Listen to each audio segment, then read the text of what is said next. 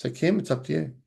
All right. Thanks so much, Brownie, and welcome everybody. Welcome to everybody who's been joining us and anyone that's new here for the first time. It's lovely to see you. So the last session of the journey through time, it's very exciting. I'll just talk a little bit here first. We're going to be moving on to, after a little break, onto a journey back to you. So that's very exciting. And essentially, what this whole thing is about, it's about you. It's about you getting to know who you are and the power that you hold and what you're actually made up of. This whole journey through time session has really been all about taking the fear out of what's been happening to us and what has essentially happened to us since the beginning of time, or the beginning of our time anyway. Once you start to see with clarity what has unfolded, who the players are, how they interact right through history, then things seem to just take that fear out of everything, because you can see it for what it is. We've all heard the term, this is a movie. Well, it certainly is a movie, and it's a hell of a movie. But, we're coming out the other side of it, and that's the main thing. So tonight's session will be looking at the last 120 to 150 years and the things that have unfolded, some of the projects that have been there, and how that's actually impacted humanity. Where we are today, we come right up to the last 5 years and what that was really all about and where we're looking forward to. So let's start by having a bit of a recap of the previous sessions. At the last session, we looked at the play, rinse and repeat modus operandus of the deep state right back through history. We've really covered history prior to humanity on Earth, being on Earth. We've covered the creation of man. We've covered a period of Atlantis with our guest speaker. We've looked at the protocols of Zion and where Zionism started. We've looked at secret societies and religions. We've covered off the devil, Satan, Amun-Ra, Baal, Baphomet, and who actually played those characters. We covered off Christ consciousness. So we've covered a lot of areas over the last 7 sessions. So it's really time to get into the nitty-gritty stuff of where we are. It's really important that we all have an understanding of this, because that really puts into perspective, if you join us for the next sessions of the journey back to you, you start to, the pieces of the puzzle even more fit together, because you can see what we were supposed to be, what we became, and what we're actually coming into. Those sessions will include tools for you and give you some different ways to think about that, about who you are, and to start working with yourself to come into your own power and to lose the constructs of yourself that have been built up over many, many years of time, not just this lifetime. So this week, as I said, looking into the last 120 years, sorry, just clicking through my slides, and the role that these characters have played. So I think we'll make a start. I'm just going to share my screen. Okay, there we go. Yep, you got it. Okay, thank you.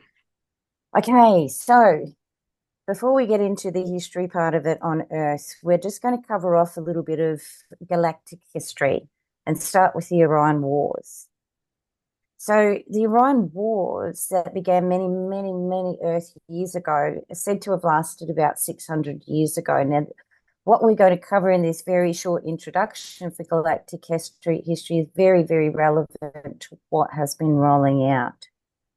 So the conflict was territorial and focused on the control of the Orion Nebula M42. It's a natural and very valuable portal with both interdimensional and time travel properties. They say the movie Star Wars is actually based on the Orion Wars. These wars, as I said, play an important role in Earth's history for several reasons. It saw several galactic alliances formed, including the Andromedan Council, the Galactic Federation of Worlds, and the Council of Nine, plus many more. Council of Nine later becoming the Council of Five. Not only was there some good alliances, those guys were all good alliances, but there was also some nefarious alliances which formed during this period, one being called the Alliance of the Six, or otherwise known as the Orion Draconian Empire. So this alliance was made up of the following civilizations. We've got the Nebu, the Nebu, which is a conglomeration of grey species.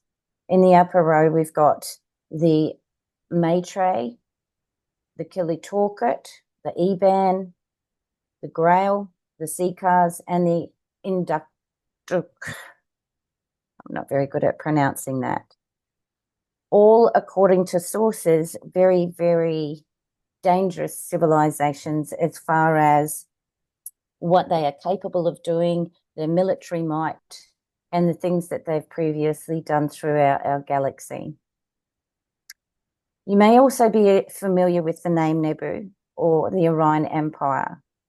So the Orion zone was originally populated by reptiloid and insectoid greys, each with their own planetary hive queen or hive consciousness. So many of them joined together to form the Nebu Empire, merging into one single common hive consciousness with a hive queen that was extremely powerful. Now, the hive queen is not a biological being, but a disembodied supraconsciousness that functions like artificial intelligence or a quantum supercomputer. Nebu is the name they gave to themselves and means the masters. Now, as a result of the unfolding wars that have been going on in our galaxy for eons of times, and the number of civilizations that have come into destruction from the Alliance of the Six, the Seekars, and the Nebu Empire, Earth was also now falling into the same trap, and we have been for a long time. So due to the military might of the Alliance of the Six, many, many lives were lost across the galaxy. Council of Nine became the Council of Five, and it seemed that the battle for Earth was very much at the forefront of the agenda, now driving the wars. So the Council of Five, to combat this, came up with an idea, and so was born the Envoy programs. So a call went out across the universe to ask for volunteers to incarnate on Earth to help raise the level of consciousness. This was going to be the way to win this galactic war. Starseeds were born. And right now is when we are really starting to see the fruits of the labor come to pass in our present day. So previously, most of you will know about the planet Moldak. That was actually destroyed during the Orion Wars via a nuclear power. We know that the surface of Mars was also destroyed in this. Many of their civilizations relocated to different planets in the universe, some of those on Earth. The Lyran colonies were decimated. Sirius B planets and colonies were decimated. So you could sit here for the next half an hour and talk about the Orion Wars just on their own. So the Alliance of the Six with the reptilians and the greys very much at the forefront of taking over our complete galaxy. So let's come back to Earth. In the 1920s, the Vril Society and Maria Orsic began receiving telepathic communications from a human-like civilization from Aldebaran. She was given detailed specifications on how to build a flying saucer prototype. Now, this species, the Aldebaran species, was very involved with the familiar reptilian Seekar or Alpha Draconian beings. The reptilians, already on Earth, as we know, in underground bases, became directly involved with Adolf Hitler when he became the Chancellor in Germany in 1933. So Hitler learned of Orsic's work and convinced her to join his regime, offering the resources to develop her project. Now, I'm just going to make a mention here that Maria Orsic, once she found out what this was all about and the plans that were on the table, the nefarious plans on the table, she actually got out. Now, some recent information has come to light that she is currently working with the Galactic Federation of Worlds and some of those on Earth to help move forward with the battle against these civilizations. So soon after, Hitler made direct agreements with the reptilian seafarers who offered advanced technologies. They offered advanced technologies in exchange for German space fleet to fly alongside their allies in an interstellar conquest. So right now, we're not just about Earth anymore. What happened on Earth was to build up the seacar fleet, strengthen them to the point where they could conquer the galaxy. They also offered maps of extensive tunnel systems located in Antarctica, ones that were habitable for humans under the ice.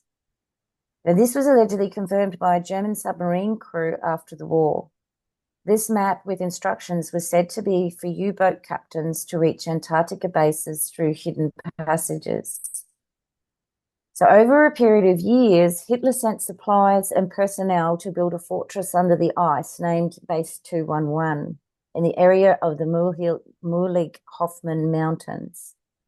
Base 211 went on to see the Nazis build flying saucer craft with advanced weapons, which was part of the agreement with the reptilians. And so right here was born the Dark Fleet, or as many of we refer to them, the Black Hats. This new Dark Fleet began missions to the Moon and Mars during World War II. German Navy Admiral Karl Donitz said, "The German submarine fleet is proud of having built for the Führer in another part of the world a Shangri-La on land, an impregnable fortress." And again, during his Nuremberg trial, Donitz said, "An invulnerable fortress, a paradise-like oasis in the middle of eternal ice." According to Jason Rice, a participant in the Interplanetary Defense and Reaction Forces, there are some interesting historical event correlations that began to line up. So when Captain Alfred Richter returned from Antarctic expedition in 1939, the Germans conveniently felt that they were confident enough to invade Poland a few months later, starting the beginning of World War II. So Hitler and the National Socialist German Workers' Party, after being financed by the cabal, all of a sudden decided he didn't particularly like to cooperate with them and their collective of central bankers anymore. He thought he'd go rogue and barter with other parties and countries directly. Well, obviously, this was a big mistake. The deep state don't like those who stray from the narrative. No doubt, those actions played a huge role in the assault on Germany, ultimately leading to them losing the war. Just a little tap on the shoulder to say, "Hey, Shaggy, you can't be doing this." Now, William Bill Tompkins was a covert naval intelligence officer from 1942 to 1946, who sat in the debriefing rooms of the US spies returning from Germany to provide updates. He subsequently worked for more than 50 years in naval intelligence, aerospace engineering, research for above top secret space programs, and special Navy projects on extraterrestrial life and technology. In his book, Selected by Extraterrestrials, he describes how the German secret societies and Nazi SS were guided by reptilian extraterrestrials, leading to the existence of the secret German Antarctica bases.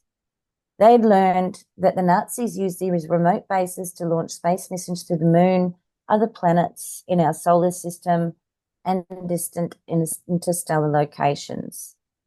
The information also coincides with the increasing role of German secret societies in exploring remote global locations for occult knowledge. Now, historical records show that in 1938 was a time when there was acceleration in equipment from Germany to Antarctica. primarily via the use of the U-boat, the most effective way to navigate the caverns under the ice. Clearly, the fast-forward button was pressed when Hitler came into power. More recently, Linda Moulton Howe, a former CIA agent who from 1957 to 1960 was given access to highly classified briefing files and said that the documents showed that the Nazis had indeed been helped by an ET race in their advanced weapons projects. Now, I'm sure that many of you have done deep dives into this. There are many, many other whistleblowers around who will confirm the existence of these bases in Antarctica and the missions that were undertaken both to the moon, to Mars, and other planetary locations. Jason Rice further confirms that in 1940, the Germans had their first mission to the moon with the assistance of the Dracos. 1944 saw another mission, this time to Mars, taking with them scouting ships.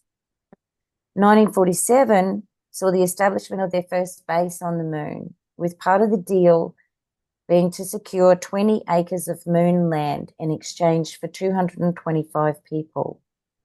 And so began the galactic slave trade. General Admiral Byrd was chosen to lead a US Navy fleet to find the Germans in Antarctica in a classified mission. And of course, to the public, it was a scientific survey mission. Operation High Jump departed the US in late 1946 and was made up of 4,700 men, 13 ships and 33 aircraft. USS Philippine Sea, a Navy aircraft carrier which could hold up to 100 of the military's most advanced warplanes, was a part of that mission. A scientific survey mission? I think not.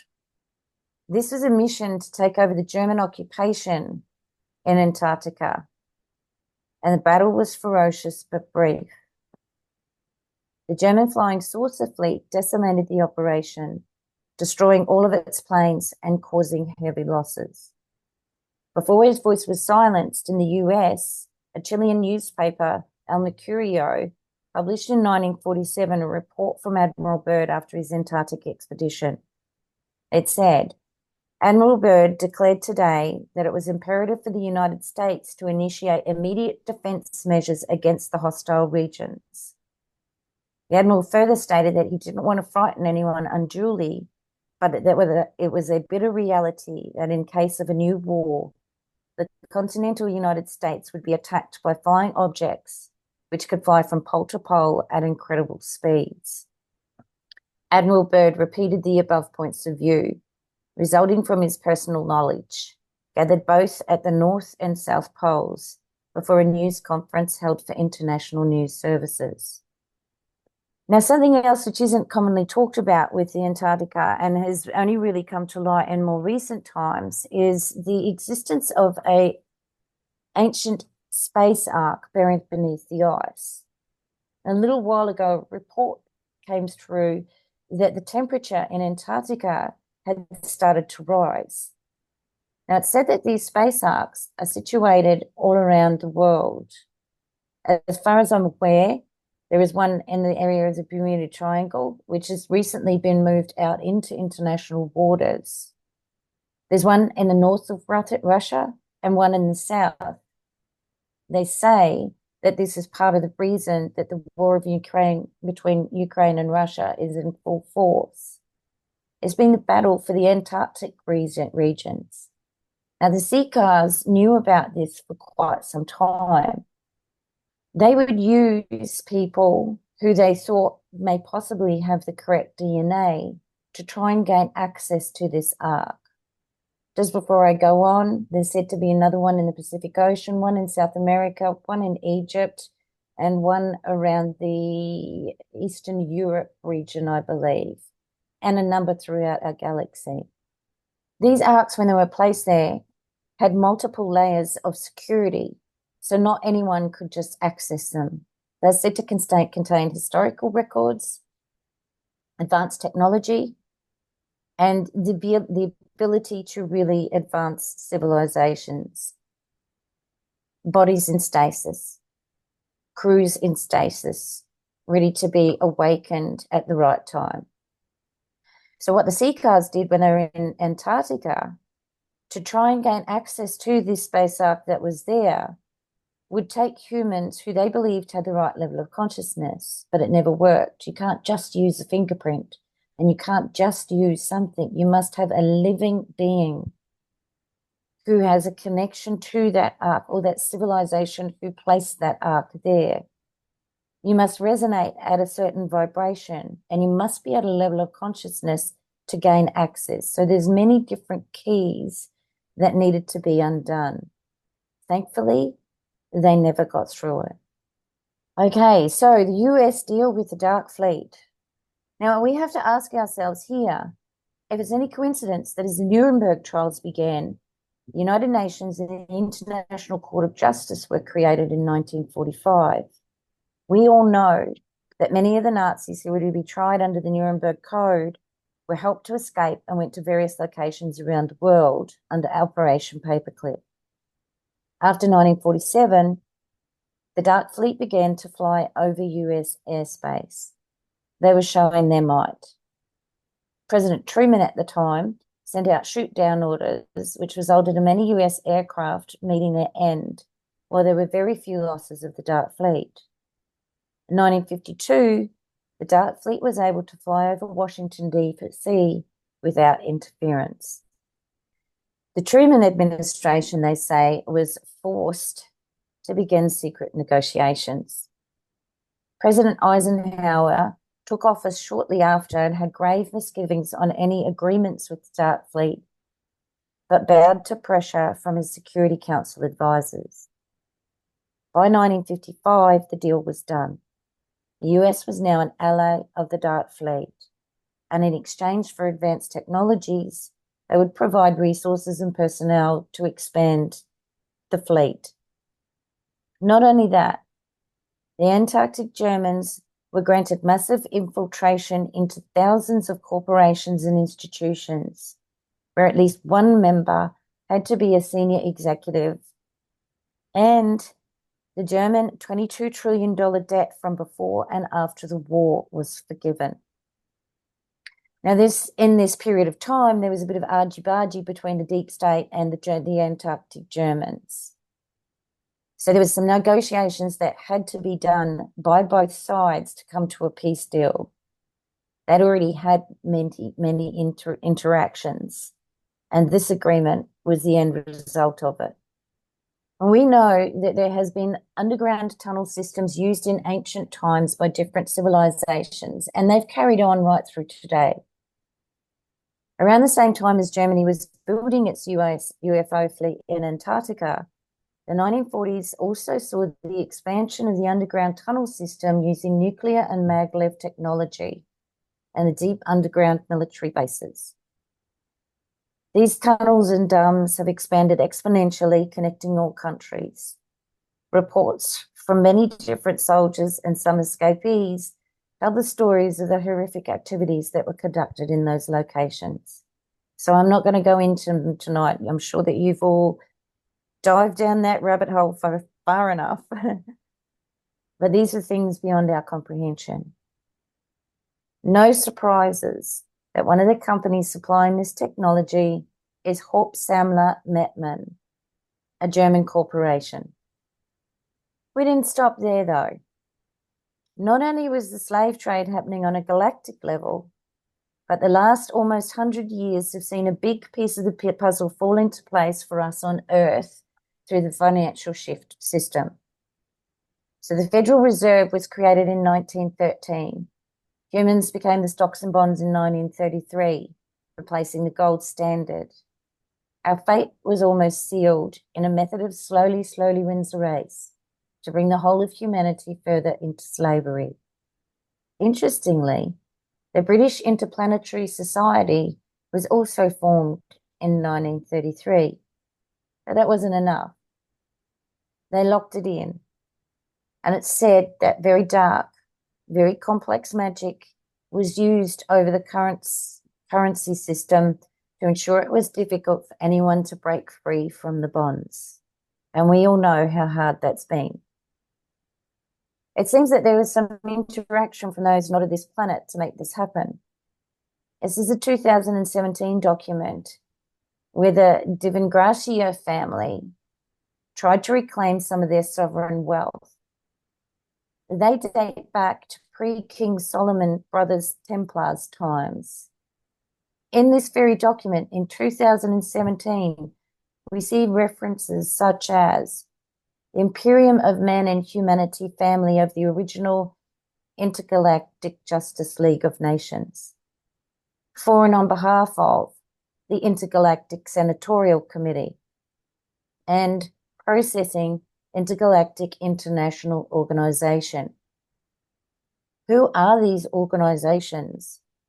Well, one thing we know is that they haven't been working in our favor. But all was not lost. Around the same time these shenanigans were going on by the deep state, it said that this period saw the infiltration to high places of those with good intentions. Valiant Thor, said to be from the planet Venus, was first spotted on the 15th March of 1957 by patrolling police officers. This was in the field with his craft near Alexandria in Virginia. Thor spent 3 years with President Eisenhower with the hope of curtailing the nuclear program and initiating a secret space program within the Navy to counterbalance the dark activities that were now rolling out at a rapid rate of knots. White hats, black hats. Here we come with the white hats. 1954 saw yet another deal that would see the rapid expansion of non-human interactions on Earth. Operation Majestic 12 came into play.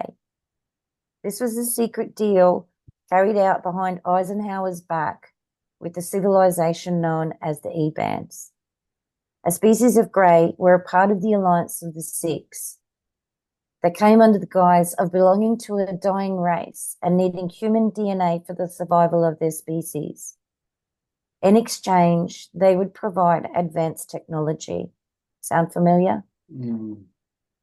The secret deal carried out by the group from the MJ-12 granted permission for a limited number of DNA extractions from prisoners and those who were held in mental institutions.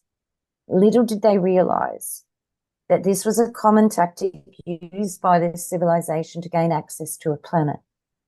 Nor did they realize the E-Bands were already working with the reptilians and a much bigger plan was in place. But it was too late. The deal was done. The following many decades, up to 2021, saw the abduction of millions of humans, mostly women and children. Human trafficking had come into full force.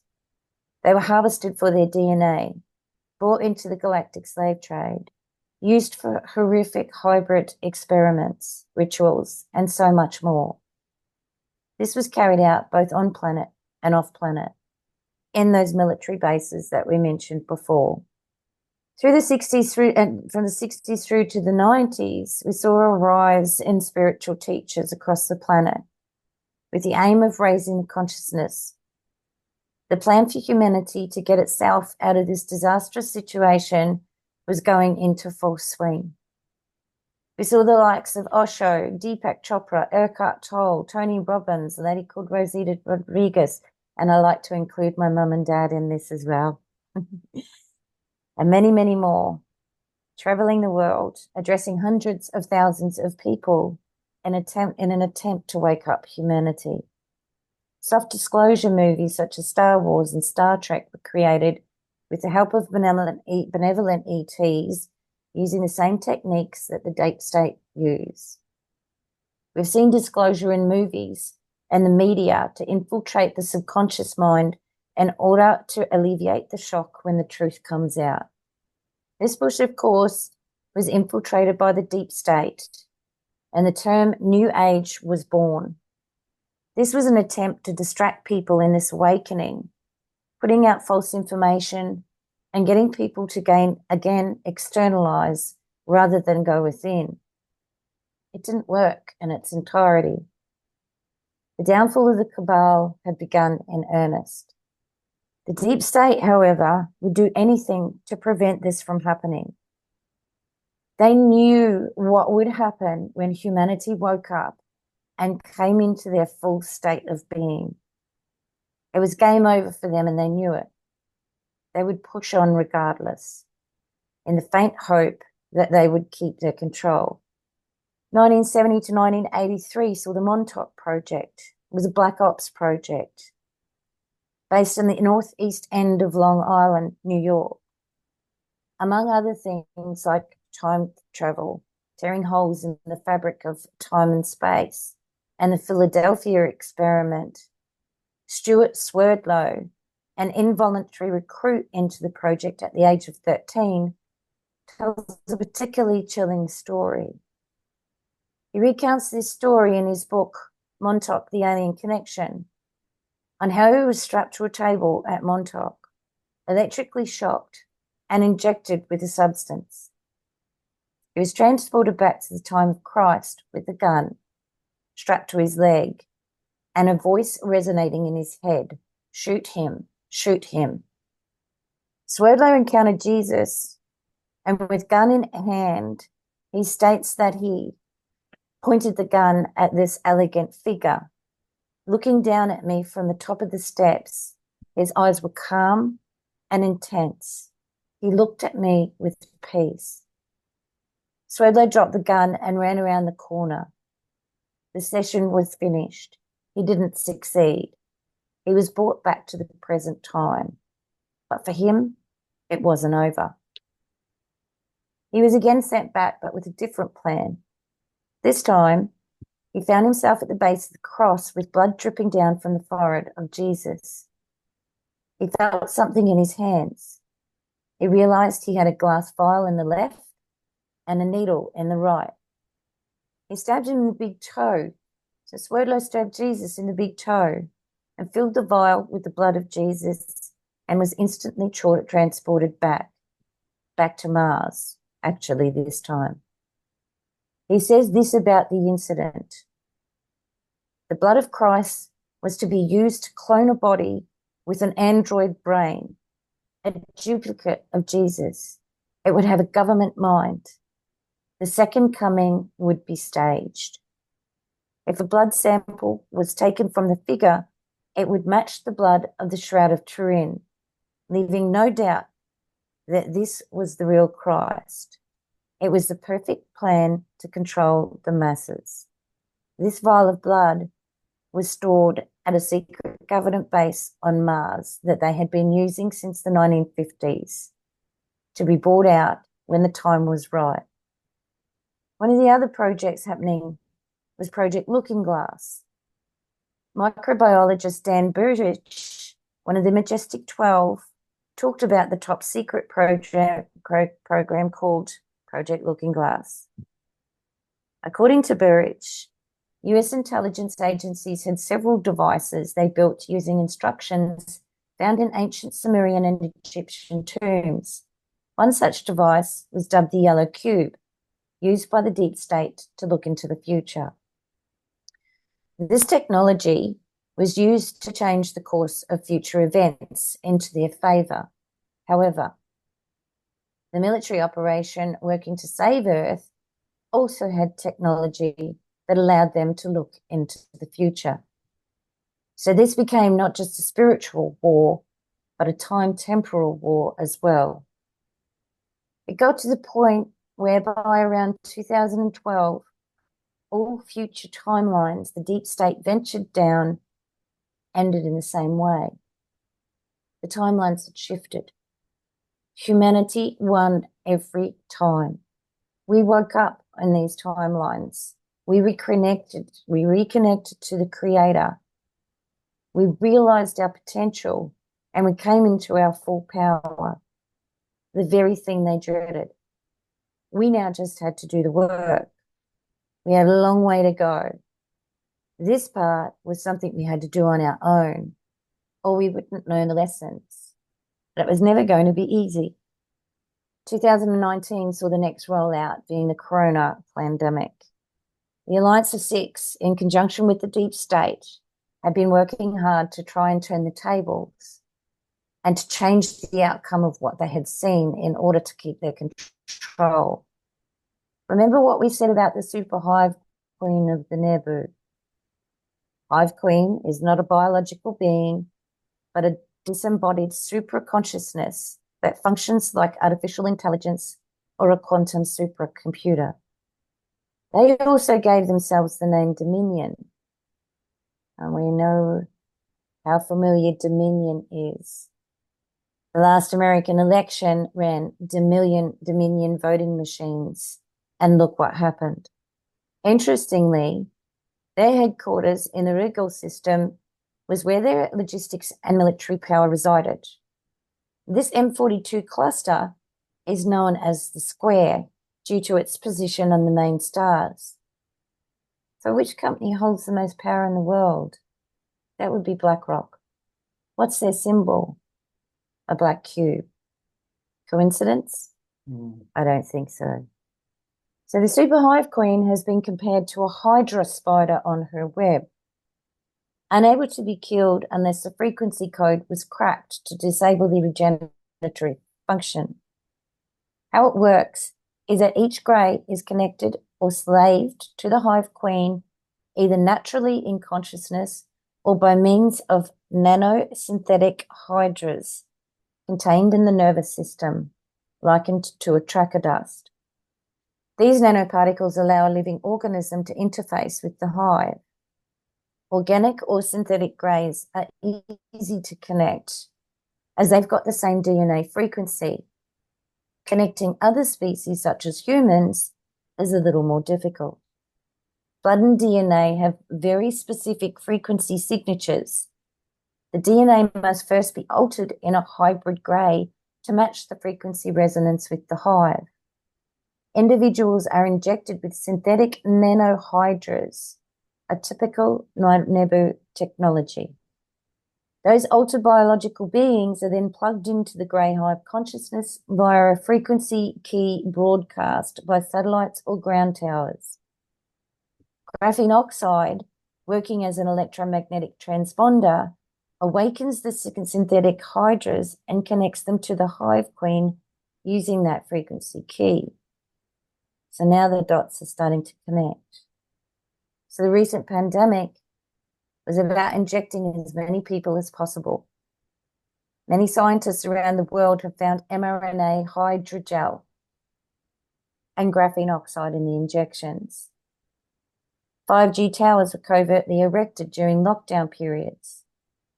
Researchers in the scientific community have found papers describing corona as a coordinate and routing system for nano networks. So let's try it all together. It means, among other things, the interest of nefarious extraterrestrials was a little more than what anybody knew. So this is how they planned to make humans a slave race. They modified the DNA via mRNA nanoparticles, injecting hydrogel as the connector, with graphene oxide as the activator. With the erected 5G towers and satellite network during lockdown, the stage was set for total control via a connection to this super hive mind queen. But it didn't go quite to plan. Elena Danan reported in October 2021 that high-ranking EBAN officers, and as it turns out, the very same ones that did the original agreements with the MJ-12, departed or fled Dulce Base in New Mexico, trying to escape through a portal located behind Saturn. They were stunned and placed into a special fluid which prevented the hive queen from automatically terminating them, which happens when they've been compromised. Thorhan Iridian says their consciousness would be instantly removed from their body envelopes and merged back into the global consciousness of the hive. In Uru-Ana, it's the equivalent of terminating them remotely before they release more information. Through this process, the Galactic Federation of Worlds was able to find the frequency key they needed to infect the hive queen with the virus. They were successful in their venture, changing the course of the whole galaxy from the enormous power of the collective of the Nebu and the alliance of the six. The hive queen was dismantled, and the threat to shift humanity into a hive mind went with it. What a huge relief. But we've still got work to do. Along with this, numerous sources have now said that the underground tunnels have been cleaned out, an operation that has cost the lives of many and brought even the most hardened man to his knees. The last 4 years have seen an explosion of disclosure material about the activities that have been going on to use, abuse, and control humanity. They also say that the reptilians have been removed from Earth, and that Enlil has also been removed and placed into a prison planet. We are in the midst of an information war, making it difficult to discern what's real and what's not, what's generated by the deep state and AI, and what's truth. They've used their old tactics, tried and tested methods of divide and conquer. Most of us within the freedom movement have seen this time and time again, at times leaving us feeling like humanity has learnt nothing. But we have. And as time goes on, more and more I realize the importance of working on ourselves and working together. Finally, we are waking up from the eons of slumber. Millions are seeing the control mechanisms, the slow degradation of society by design, keeping us too busy to spend time with ourselves, and the constant fear porn that has kept us operating at a lower vibration. We're beginning to realize it's been all about us, about energy, and about energy harvesting. We are now beginning in earnest to unravel the damage done, both individually and collectively. But right now is the time to take control of our destiny. We can't fall back into the trap of hoping for a savior or allowing someone else to do the work for us. This journey is about learning who we are and then using that knowledge in service to others. It's about doing that work internally, then applying it, moving into a higher vibration in the world you want. We always say it's all about you, and it is. You're the key to unlocking the mysteries of the universe. You're the key to work from a place of awareness. You are the key to resonate love, the highest vibration. You are the key to change. We just need to open the door and be the change that we want to see. Now, many people are saying that we are moving into a fourth density or a fifth density. This is not new for humanity. There are many civilizations that have achieved this prior to. Those that were caught up in the original Seeker Wars when the downfall of Atlantis happened, elevated their vibration or their frequency enough and became inner earth civilizations. Shangri-La, in periods of time well before Atlantis, elevated their frequency to become an inner earth civilization. And by all accounts, it seems they're extremely advanced.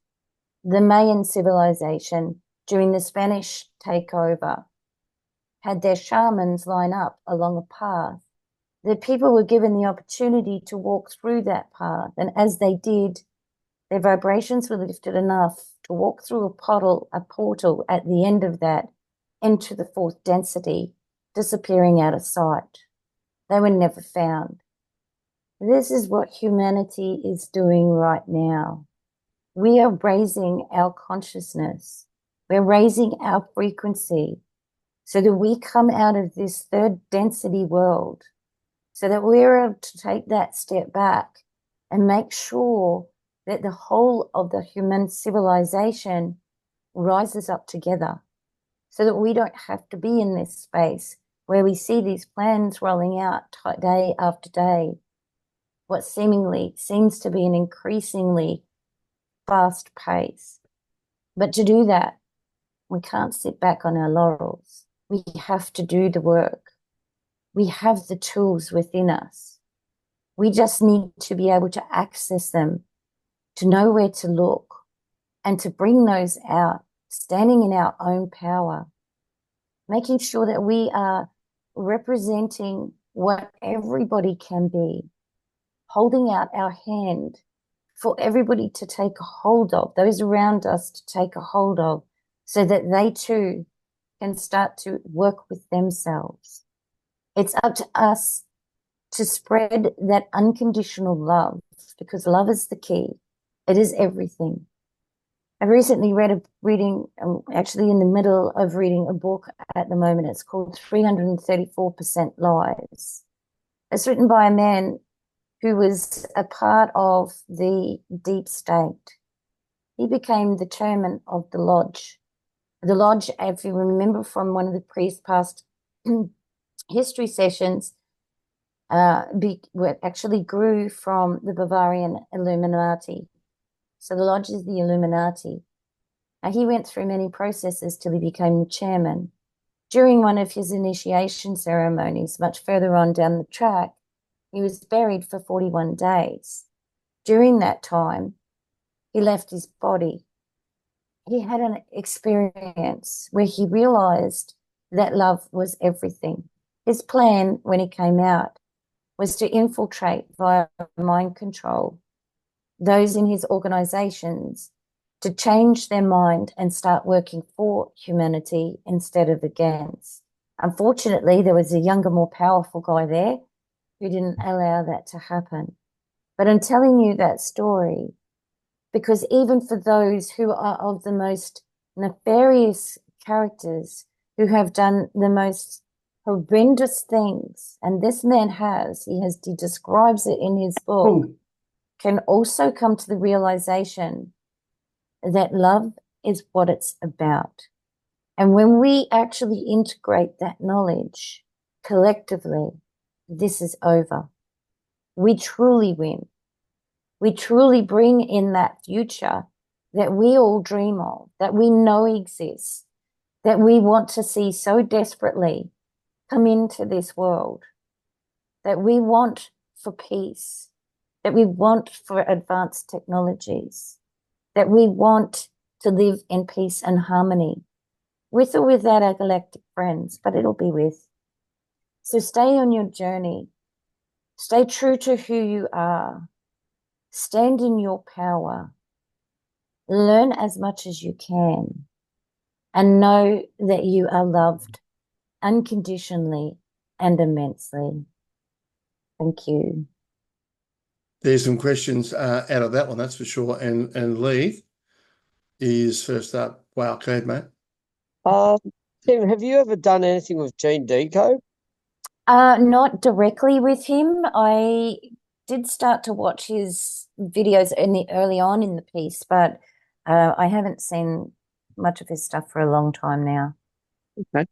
Yeah, I was listening last night, and the stuff he comes up with, well, no, not comes up with, but the information that he has is just phenomenal. And what you've just reiterated that very, very much so. And oh boy, it's a lot to take in. It's really a lot to take in, because when you're waking up and you've been in a slumber, and half of us, maybe three-quarters of us, have no idea, half, if not three-quarters of that information that you've just given.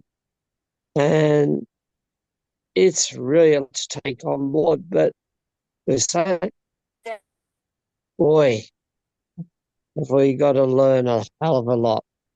We do, but do you know what, Lee?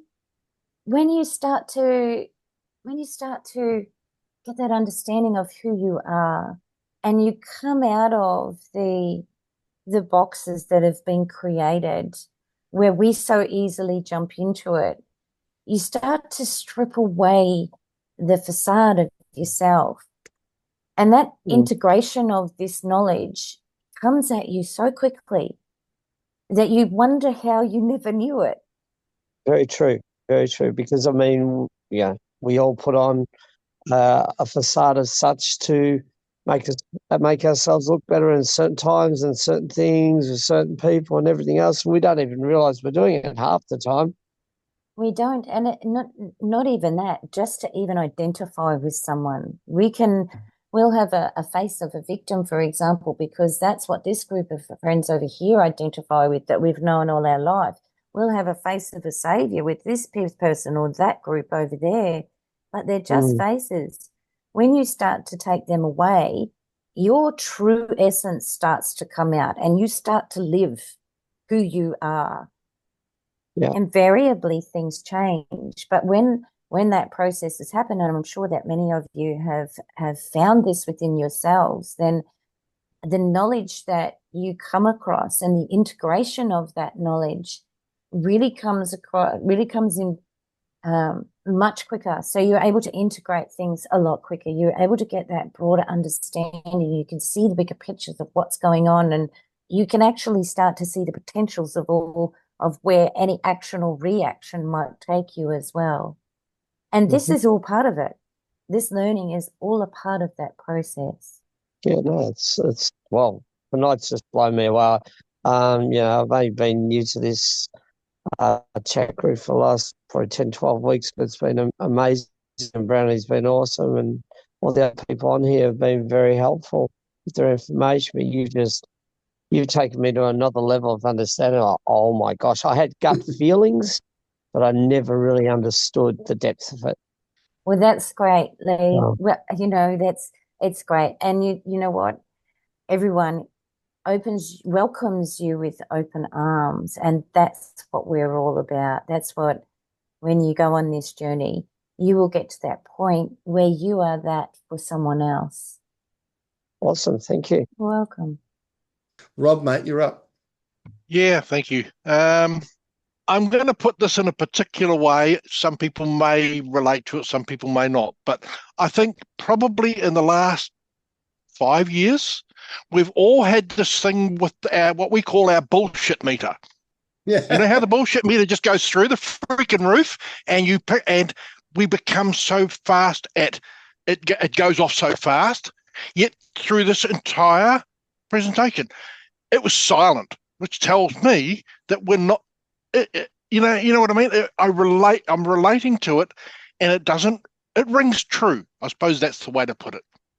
And I really thank you for that, Cal. You got that right. I haven't watched the news for 5 years. I didn't even know that a New Zealand Navy ship had just sunk in Samoa. I seriously didn't know. Wow. I'm with you, Rob, and thank you. Yeah, and you're right. As you move through, your discernment becomes sharper every passing day. Absolutely. Yeah. And so thank you very much. Oh, you're welcome. Thanks, Rob. Marie. Oh, hi, everybody. Thank you, Kim, for your research and all what you have put in to give us all this information and all that. I totally agree. I'm from the camp. It's all about love. Love conquers all. And you just said that towards the end. And I just find it interesting how you said that they sent that guy through a port or whatever to prick the toe of Jesus, to get Jesus's blood. I just find that interesting. Why were the baddies after Jesus's blood? So originally they were there to manipulate history. Right. So time, past, present, future coexist simultaneously. And we will actually cover a session during the next series. We'll do a session on time with a few diagrams so that you can understand what I'm talking about when we say time coexists simultaneously. So the only way that you can go to the past or to the future is either via time travel technology or via a projection of consciousness. Now, given what the deep state activities were, they were actually trying to go back to manipulate history or to manipulate that period in history, which would then have a flow-on effect with untold ramifications on where we are now and future events going forward. But because Stuart was unable to carry out that mission, then they obviously had a backup plan in place. So sending him back to get the blood of Jesus meant that they could fulfill one of their plans. They already knew how successful the story of Jesus was in the Bible and how it's gotten everybody to externalize outwards to a man, if you like, along with all of the other narrative that went along with it, not just about Jesus here, right? But they knew how successful the implementation of that with the teachings of the church was to bring everybody on their knees. So that prevented them from actually having a look inside. So in their minds, by taking some blood of Jesus and then creating a clone and then having a massive event where it was the second coming of Jesus, body and all, they had thought that that same process in a second coming would get everyone on their knees again. Now, I don't know whether that they will still roll this plan out. I know it has been talked about quite significantly as one of the things that will be put on the table. But to be honest with you, I think the awareness of humanity and the level of consciousness that we have raised to has pretty much put that on the back burner. We'll see. We never know. But it's just one of their tools that they wanted to use. Does that explain it, Marie? Yeah, but yeah, absolutely, and I can see where you're coming from and all that.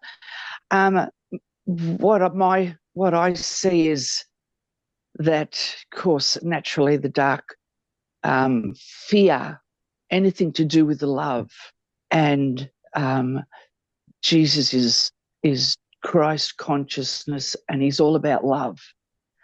And yeah, I can see why they would, and they could most likely see in the future, as you said, they could see that they've got to try and stop it and all that. But it just goes to show to me that, Jesus is the one, because they didn't go after anybody else. So yeah, it's interesting. And I agree with Lee. Oh my goodness, I listened to Gene Decode and what's his name, Ricky Australia One. Who's Australia One? Ricardo one. Ricardo. Oh, Ricardo. I tell you what, I would put war paint on and follow him anywhere. He is amazing. So I listened to that for 2 hours the other day, and I tell you what, Gene Decode, he is just awesome to listen to. He says that because he had a death experience. You can have you can have a near-death experience, or you can have a death experience. He did die for 30 minutes, and he said he was with God, and God just downloaded in 30 minutes all this information, and he is just amazing to listen to. So it's just awesome to have all these different avenues to listen to, and your discernment, or you connect to the information that resonates with you and all that. So it's just awesome. So thank you very much, Kim. It's very good. Oh, you're welcome, Marie. Thank you. Yeah. Lee, you're back. Yeah, just quickly. Kim, have you had any experiences with alien spaceships or anything else? Or, because you did mention that your parents were involved some way. Sorry. My parents did a lot of teaching in the 80s and 90s, teaching the levels of consciousness. Not directly in this lifetime have I had a direct contact experience, but funny enough, I've got some glimpses of memories. So I know I know that there has been experiences there that I need to delve into a little more. But direct contact in this lifetime, not that I remember anyway. Fair enough. Because yeah, I speak to a lot of different people, yeah, just in general chat, people and this. Look out there, have a look at the stars. Have a look. Do you really think that we can be the only person living here? Really? And I try and drum it into them that, come on, guys, wake up. It's not that hard to realize there's so many more civilizations. And on what we're currently going through, what we're about to receive and everything else, they're going to keep trying to put us down and everything else. And you don't have to be a rocket scientist to work it out. So No, but they know they've lost. They really do. It's a done deal. It's over. We're seeing the last vestiges of it playing out now. But at the end of the day, they knew this a long time ago with Project Looking Glass. They had seen it for years that humanity was locked in for the win. So of course they're going to try to do everything they can to try and keep that power. And it's up to us now to not buy into it and to move forward and to actually sit in that vibration where we are looking forward and we're working towards that civilization that we want to live in. This is something else that I'll cover in the next series, and that's all about thought and how thought leads to creation, and break it down in quite a lot, so that it's one of the most important, most fundamental things that we can work on within ourselves is to watch our thoughts, because our thoughts are extremely powerful. And where they go, what thoughts actually look like, what the energy of a thought, and where that goes in the scheme of things on a non-physical level, and how we can actually pluck that thought back into reality and make that creation happen. So all of those things will cover in there. So it's really so important for all of us to focus on those thoughts of forward progression, those thoughts of where we want to go, not where we currently are and not where we've been. Because every time, what the plan is, and they do such a good job of it, they're experts at this, is every time they roll out something else, along with it comes a hell of a lot of information that keeps you distracted, that keeps you looking into this more and more, that keeps you in that fear vibration, that keeps you in that worried vibration, that makes sure that you've got to lift up the people that you're around them if you understand what is going on there. So all of these things generates that lower vibrational energy, and it feeds it. It feeds the very thing that they are putting out. So we are the catalyst for their things that they're laying on the table. We create it because we feed it with our energy. So yeah, everything is energy. Everything. Everything's energy. Everything. So yeah, they're done. Good. And here's a good question. What does it look like when we say they're done? What does it look like in that when we're waiting for a currency revaluation, waiting for a collapse of the old world and then the birth of the new? What does it look like for them? I've heard it said that because they vibrate at such a low vibration, their bodies won't handle the shift to high dimensions and they'll just go. Is that how it works? Or and if that was the case, does that mean that moving forward there should be no bad people and we're all love and light? So we always have to have duality. Duality Yin is and yang. as a part of as a part of existence.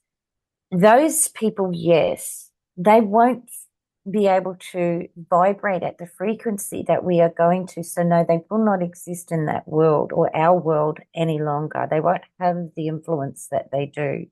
They can't, you can't go to somewhere, you can't go to a frequency if you're not there. So if you have a frequency belt here and a frequency belt here. This is the third density. This is the fourth density, and you must vibrate at a certain level to sit in that fourth density. If you can only sit on this this third, you might have all the knowledge in the world, but if you're not using it in the correct way, or if you don't know how to apply it, then you can't make that jump up into the fourth density because you're not vibrating at that frequency. So no, they won't exist. If we raise our consciousness level, which raises the frequency, which moves us into the fourth, we're actually going through the fourth at the moment, but into the fifth, then no. Right. So when they talk about the destruction of the 37 satanic targets around the world, and we know one is already gone, which is the Georgia Guidestones, and of course that Notre Dame White has House had. about to be blown up. Yeah, well, I was. Yeah, go on, steal my thunder there, Lee. So Sorry. I'm assuming the very fact that these satanic ley lines that have been keeping the Earth's energy low by itself, the very fact that they get destroyed, automatically lifts up the Earth's energy level. Therefore, they go.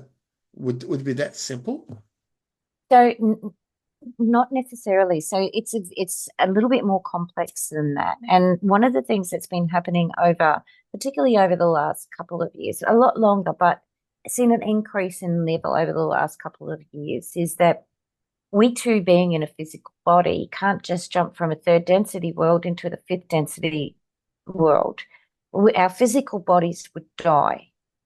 So what's been happening is that it's been a slow upgrade of the physical body of humans on Earth to actually be able to transition through the fourth and into the fifth so that we can exist that way. So just getting rid of those ley lines, there's so many complex structures, not just physical structures, nor just the ley line structures, both on-world and off-world, that have been and are continuing to be dismantled. Getting rid of those particular ley lines in and of itself, there are other things that support it, that support them energetically. And one of those big things that supports that energetically is us, humanity as a whole, with the fear that we constantly put out, chasing our tails with all the crap that keeps getting rolled out. So it's like a multi-layered cake, if you like, that not just one thing is going to dismantle them. It's a series of things which have been happening, and it's a series of things that have been happening with us to raise it. Okay. Thanks, Elaine. It's Hellianne. It is, yeah, I thought so. Thanks, Brownie. Okay. Wonderful presentation, Kim. Thank you so much. Oh, thank you. In relation to feedback from some of the other conversations, I guess we're all here to climb Everest, to be the best person that we can be in this costume, in this lifetime. And along the way to Everest, there's different base camps. And sometimes people can get to base camp 1 and they're just to hang there for a little while to get used to the altitude. Because if they go to base camp 2, they're not going to be able to establish themselves in this costume in base camp 2. So I guess what you're saying from your presentation tonight, which has been amazing, is that we have to allow people to acclimatize to their vibration. We do. Yeah. And once they're establishing their vibration, whether it be in this lifetime or a future lifetime, then that's okay. It's all about just saying, okay, we're all here, we're all doing the best we can. We're bringing in different account sheets from previous lifetimes. Some of us bring in debits, some of us bring in credits. And sometimes the people that bring in credits seem to present to us as, how come they got it so easy when they're doing this and that and the other thing? And these other people in debits appear to be fantastic people, but because of their previous lifetimes, they're bringing in a debit balance sheet. That's a part of it, yes. So if you have a look, or when you're on a journey, I know this happened for me. I would read and read and read and read and read. I'd go up to mum and dad's, we talk about it on the weekend, and about what I'd been reading, ask questions, and just talk everything through, put my thoughts out, etc., etc. And I would do that for weeks at a time, and then I'd stop because I had to integrate that knowledge. I physically couldn't take any more on for a period of time. So I'd have a break, and then I'd know you get this yearning inside again to actually pick up another book or have another conversation or do whatever, but you've actually got to give yourself that time to integrate the knowledge. And that's exactly the same process, is exactly what you're talking about with Mount Everest. So that integration has to happen, and be that a frequency upgrade or an integration of knowledge upgrade, you physically have to be able to allow that to unfold. They say that physiologically, you will actually fry the neurons in your brain if you have an overload of information that you don't give yourself time to do, to integrate into your being. It's exactly the same thing, because when you're integrating knowledge, and that's truth, that's universal truth knowledge, then that is like a frequency upgrade for you. Overload of that, then it affects the physical, not just the mental or the spiritual. But it's a really good analogy, Hallie, for the base camp. I really like that. Thanks for that. Yeah, so sometimes you might just wake up and you think, oh my gosh, I'm just so tired. Why?